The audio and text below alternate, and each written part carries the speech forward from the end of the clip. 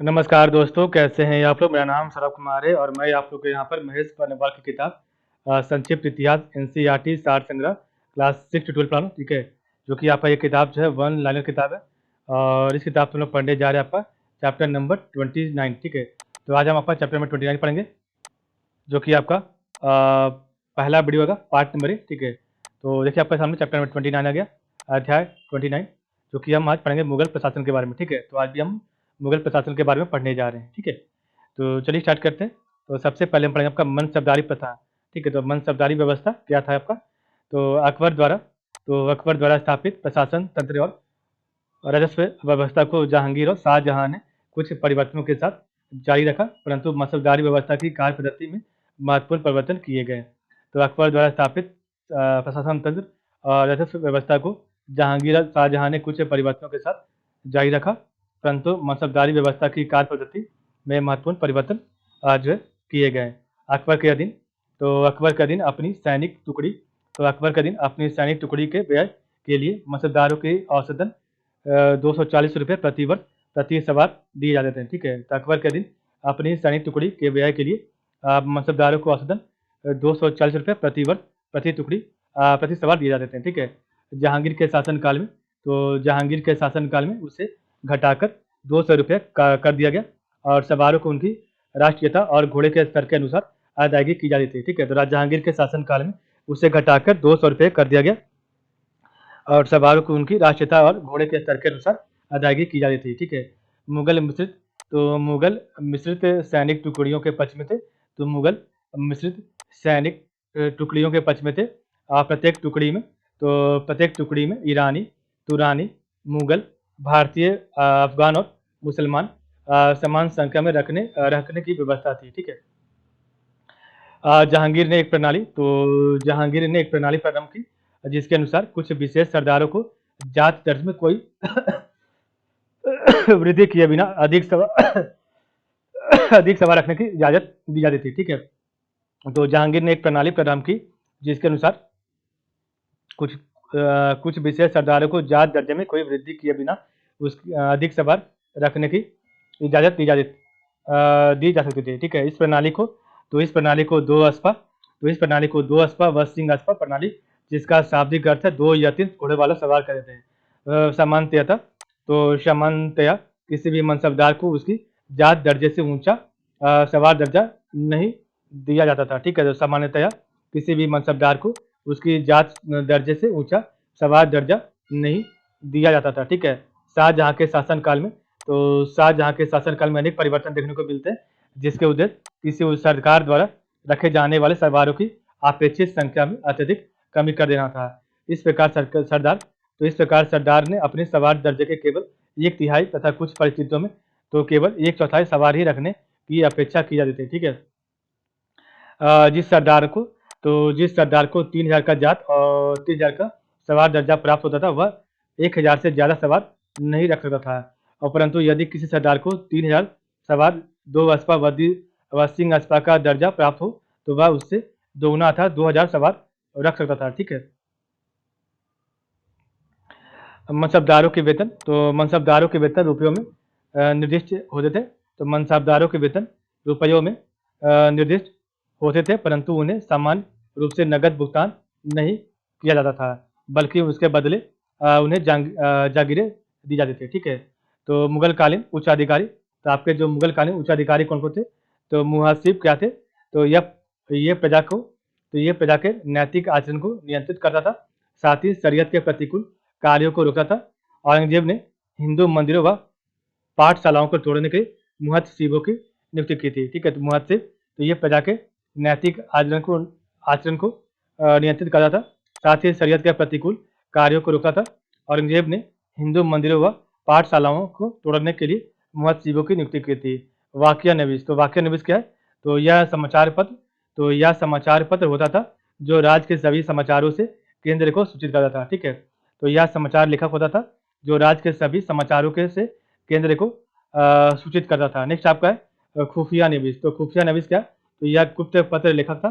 तो यह गुप्त पत्र लेखक होता था जो गुप्त रूप से केंद्र को महत्वपूर्ण सूचनाओं को उपलब्ध कराते थे, ठीक है? दरोगा ये तो आपके दरोगा ये डाक है, तो ये गुप्तचर विभाग का प्रमुख था। तो दरोगा ये डाक ये गुप्तचर विभाग का प्रमुख था। इसके अतिरिक्त यह पत्र व्यवहार का प्रभारी होता था। ठीक, इसके अतिरिक्त यह पत्र व्यवहार का प्रभारी होता था। दीवान वेतन, तो दीवान वेतन ये वेतन और जागीरों से संबंधित मामलों का निपटारा करता था। तो ये वेतन और जागीरों से संबंधित मामलों का निपटारा करता था। इसे युद्ध के अवसर पर छोड़कर सामान्यतः सेना को वेतन बांटने का अधिकार था। ठीक है, नेक्स्ट आपका मीर आतिश। तो आपका मीर आतिश क्या था? यह शाही तोपखाने का, तो मीर आतिश शाही तोपखाने का प्रधान था और यह मंत्री पद नहीं होता था। ठीक है, यह मंत्री पद नहीं होता था। इसकी सिफारिश पर महत्वपूर्ण नगरों में केंद्रीय कोतवाल की नियुक्ति होती थी। ठीक है, तो यह शाही तोपखाने का प्रधान था, यह मंत्री पद नहीं होता था और इसकी सिफारिश पर महत्वपूर्ण नगरों में केंद्र द्वारा कोतवाल की नियुक्ति होती थी। ठीक है, मीर ए बहर, तो यह जल सेना का प्रधान होता था। तो मीर ए बहर यह जल सेना का प्रधान होता था और इसका प्रमुख कार्य शाही नौकाओं को देखभाल करना था। ठीक है, हर करा ये जासूस व संदेश वासक होता था। तो ये जासूस व संदेश वासक दोनों होता था। ठीक है, बित्ती किच्ची, तो बित्ती किच्ची क्या था आपका? तो अकबर ने अपने शासनकाल के 19वें वर्ष दरबार की सभी घटनाओं व खबरों को लिखने हेतु इनकी नियुक्ति की थी। ठीक है, नेक्स्ट है मुशर्रिफ। तो आपका मुशर्रिफ क्या था? तो यह राज्य की आय व्यय का लेखा जोखा रखता था। तो यह राज्य की आय व्यय का लेखा जोखा रखता था। नाजिर ए बयूतात, तो नाजिर ए बयूतात क्या है? तो यह शाही कारखानों का अधीक्षक होता था। तो यह शाही कारखानों का अधीक्षक होता था आपका नाजिर ए बयूतात। ठीक है, नेक्स्ट आपका जागीरों के आवंटन। तो एक मिनट, तो जागीरों के आवंटन के लिए राजस्व विभाग को एक बही रखनी पड़ी थी। ठीक है, जिसमें विभिन्न क्षेत्रों की वसूली गई आमदनी जमा दर्ज होती थी, परंतु लेखा अकाउंट रुपयों में नहीं बल्कि दामों में कम मूल्य का एक सिक्का में दिखाया जाता था। इस दस्तावेज को जमा दामी आमदनी कहा जाता था। ठीक है, तो जागीरों के आवंटन के लिए राजस्व विभाग को एक बही रखनी पड़ती थी, जिसमें विभिन्न क्षेत्रों की वसूली गई आमदनी जमा दर्जा होती थी। ठीक है, जमा दर्ज होती थी, परंतु लेखा अकाउंट रुपयों में नहीं बल्कि दामों कम मूल्यों का हिस्सा सिक्का में दिखाया जाता था। ठीक है, इस दस्तावेज को जमा दामी आमदनी कहा गया जाता था। ठीक है, मनसबदारों की मनसबदारों की अत्यधिक संख्या और कई दूसरे कारणों से राज्य के वित्तीय संस्थानों पर बहुत दबाव पड़ रहा था। ठीक है, एक नई युक्ति अपनाकर सरदारों द्वारा अपने सवार दर्जे के अनुसार रखे जाने वाले सवारों और घोड़ों की संख्या में और कमी कर दी गई थी। ठीक है, इस युक्ति के अनुसार मनसबदारों के वेतन सालाना की जगह माहवारी पैमाने पर तय कर दिए गए, और जैसे 10 मासा, 8 मासा, 6 मासा, 5 मासा पैमाने पर, और उसी के अनुसार उनके लिए निर्धारित सवारों की संख्या में कमी कर दी गई। ठीक है, मुगलों की मनसबदारी प्रणाली अत्यंत जटिल थी और उसका कुशलता से कार्य करना कई बातों पर निर्भर था। इसमें डाक प्रणाली व जागीरदारी प्रथा का उचित अमल आचरण भी शामिल था।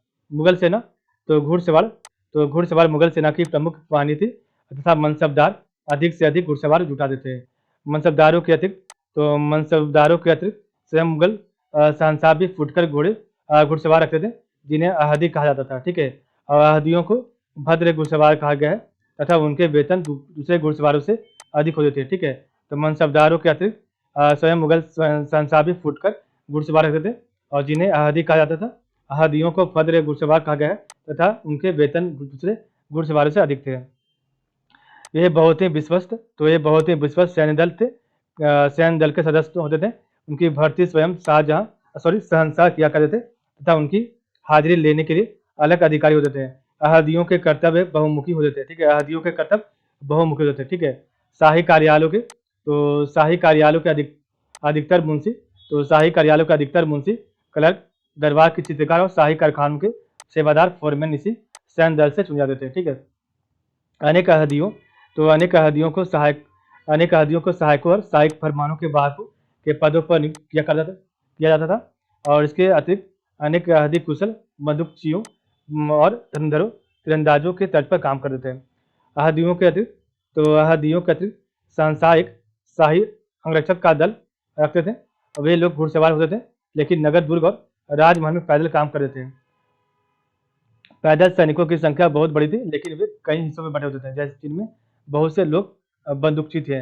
यही लोग वास्तविक पैदल सैनिक थे। ठीक है, लेकिन पैदल सैनिकों में भारवाहक, नौकर चाकर, हरकारे, तलवारबाज, पहलवान और गुलाम शामिल रहते थे।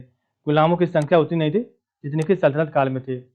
उन्हें खाना पीना कपड़े बादशाह या शाही परिवार के लोगों से मिलता था। कभी कभी गुलाम अहदी का पद भी हासिल कर लेते थे और अहदी प्रतिष्ठा वाले सिपाही होते थे, लेकिन सामान्यतः पैदल सैनिकों का दर्जा निम्न होता था। मुगल संस्थाओं के पास लड़ाई में काम आने वाली हाथियों का एक विशाल हाथी खाना होता था और साथ ही एक सुसंगठित तोपखाना भी। ठीक है। तोपखाने के दो हिस्से होते थे। इनमें से एक भाग था भारी तोपखाना और इस तोपखाने की तोपों का प्रयोग किलों की रक्षा करने और शत्रु के किलों को भेजने के लिए किया जाता था।